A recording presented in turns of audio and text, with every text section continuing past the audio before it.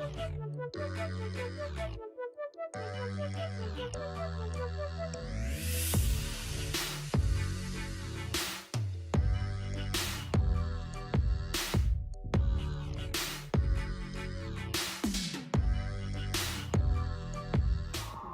up, everybody? Welcome back to my channel. Oh my goodness, third time is a charm. You guys aren't bored of me yet. I couldn't do a video last week because I was very sick. No, it was not COVID. Thank God. For those of you who are new to my channel, welcome. And I hope that this channel brings you at least one smile. But yeah, while you smiling, subscribe. Turn on your post notifications so that you won't miss a video, okay? If you want to.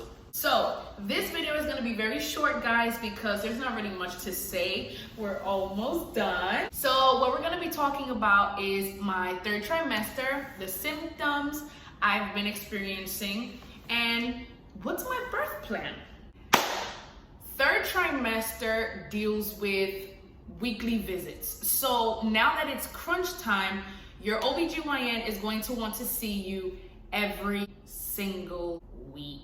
And that is a little exciting, but it is a little bit exhausting also. In the visits, the doctor will be checking your baby's heartbeat, which is very important. It has always been important ever since your first sono. And they will be monitoring your health. So there is a weird window in pregnancy where it's like, are you pregnant for 9 months or are you pregnant for 10 months and things like that? But it's because we have a window and your due date could be June 1st. However, you can give birth May 20th, being that something went wrong with your health or something's wrong with the baby and you guys need to just separate a little bit and the baby needs to come out. I had my growth scan, or the ultrasound that checks the baby's growths and the baby's limbs and the baby everything, and thankfully everything was good. The baby's head is down, which they also check in that certain appointment, and they also check the amniotic fluid to see if your baby has enough water to swim in, you know what I'm saying? During your third trimester, you also experience the group, what is it? That's why I got my iPad. Group B strep test. And what it is they take a swab to check if you have a certain bacteria that's okay for you to have, but it's not okay when you're pushing your baby out because it can cause real problems to your baby. They take a swab of your vajayjay and your little neighbor down there, you know what I'm saying? In a nice medical term, your rectum. They did that to me. However, when you see the swab, if you've never seen it before, if you see the swab and you see some other stick or some other tube there, if you're like me, I surprisingly got nervous. I don't know why. I haven't been nervous of any appointment, of any procedure ever since I found out I was pregnant. But that's just because of who I am. Like, I'm tough, know what I mean? But when I saw all that, for some reason, I got nervous. I'm having a fucking panic attack right now. I need to calm the fuck down because I'm having a panic attack. I didn't curse. The TikTok has curses on it, but no. If it's positive, if you do come back with that bacteria, the only thing that changes is that when you're in labor, they have to put medication through your IV. Now, if it's negative, then it's okay. My doctor did tell me that if it did come back positive, then I would want to go to the hospital a little sooner if my water breaks. However, if it does come back negative, then I could just labor at home for as much as I can. Symptoms. In my third trimester, I developed rib flares. I don't know how else to explain it to y'all, but that's the devil. That is the best way for me to explain it to you guys. So what happens is that there's a new guest in your body now. So everyone else just decides to be very polite. Your kidneys, your pancreas, your ribs, your rib cage, everybody, your stomach, intestines, everyone decides to be very polite to this new person and they start to move certain places, right? Your ribs, instead of being like your rib cage, instead of being like this, right, like that, my rib cage began to open up like that to give the baby, you know, in my uterus, more space. But what happened would be that the baby would kick my ribs, right? And for me to breathe and for me to sit and the uterus just there, my ribs it would happen mostly on my right side. It would be such an aching pain. It was so bad one time that I was on my way home from work and I was trying to use my phone on the bus. I was trying to use my phone, and no matter how, because when you get those rib flares, it really doesn't matter what position you're in. You just, either the baby has to move or I don't know. So I was on my phone and the pain got so bad that I started to moan, because I'm not really a screamer. And since I was on my phone and no one knew what I was watching or what I was reading, I think people thought that I was like watching porn or something, because I did look like this. Look. And then when I would open my eyes, people were just looking at me so weird, like. And I'm just like,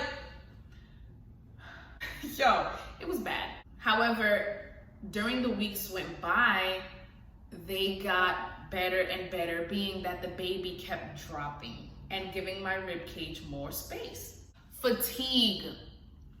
Oh my goodness. My body is tired, and I do know that it has to do with his weight and just the fact that we're almost there, gang. We're almost there. And also, I am very sleepy and fatigued because I barely sleep, being that the baby is head down now and he's dropping, like my belly dropped, as people would say. So now I have frequent urination also.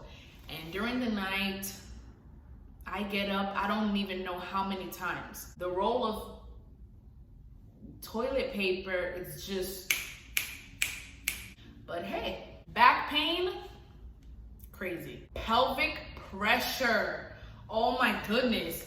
Just imagine having to walk, and it doesn't even compare much, but just imagine having to walk with a soccer ball in between your legs.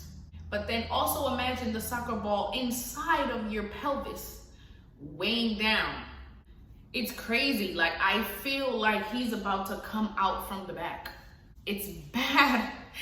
And it definitely does get worse throughout the night. So now, before it was either you sleep on your right side, sleep on your left side, and you're good. No, you just feel a lot of pressure. It's very heavy down there. Very, very, very heavy. So what's my birth plan? The Bible says that we make plans, but God, He orders them. So my birth plan, or my imagination right now, is that my contractions will start at home, hopefully, but whatever. Birth plan, as soon as I get into the hospital, is more situated in a mindset. So I don't technically have anything written down. I just have a certain mindset that I'm gonna go into the hospital with. Now that mindset is that I'm going to speak to my baby, and me and him are just gonna vibe, and God is just gonna be there with us, and whatever has to happen will happen, because I already asked God to take control of it. What do I mean by that? I'm not going into labor and delivery saying, I do not want an epidural. No. Neither am I going into the delivery room saying that I want an epidural. Whatever has to happen will happen. I'm going to listen to my body. I'm going to see how my baby is doing, how he's handling it, and we're gonna take it from there. I'm not gonna go with the mindset that, oh my goodness, if I have to do a C-section, that means my body failed me. No. Sometimes there's life and death situations where your baby has to come out through C-section. So imagine me going inside of the hospital already having a set mindset, and for some reasons out of my control, it doesn't go as planned. Now my whole vibe is off. Now I'm disappointed. Now I'm sad. No. I don't need none of that. My birth plan is basically that. Prayer and letting it flow. However, Part of my birth plan is to actually know my rights. I do know that if I do not like my nurse's vibe, I can fire her and get another one. If me and my baby are perfectly fine and I'm just not progressing as fast as they want me to, and they offer me a C-section or they offer me whatever else, I do know that I have the right to ask, is my baby in danger? no? Okay. Am I in danger? No? Okay, so we're gonna wait. Yeah, we're gonna wait. I also know that there are many things, if not all, I'm not sure, I do have to research a little bit more of that, but there are many things that, or many tests that they would have to do to my son that they can do right in front of me inside of the room. You do not have to take my son with you wherever it is that you guys go. No shade. They are professionals, however, don't get it twisted. You're serving me. Your job is to help me. So let's just all act like we know. And that's it, guys. That's my third trimester. Getting bigger, getting rounder, getting heavier. But I am so excited. I am so excited, guys. I get to see my doctor every single week, and she said that she doesn't think I'll make it to 40 weeks. However, she won't force labor on me. But she will be checking me every single week to make sure that I'm good and make sure baby boy is good. I'm not sure what my next video would be when it comes to the pregnancy side of this channel. Most likely it would be my photo shoot. So yeah, stay tuned for that. And just a reminder, this channel will also have a little bit of food thrown in there, a little bit of cooking and things like that. So yeah, guys, that's all for today. I hope you guys did enjoy. I hope you guys did learn something. And if you guys do know a mama that's almost due, send her this video to see what she can learn or what she can agree on or what she can pick up on from my experience. Thank you so much, guys. Bye.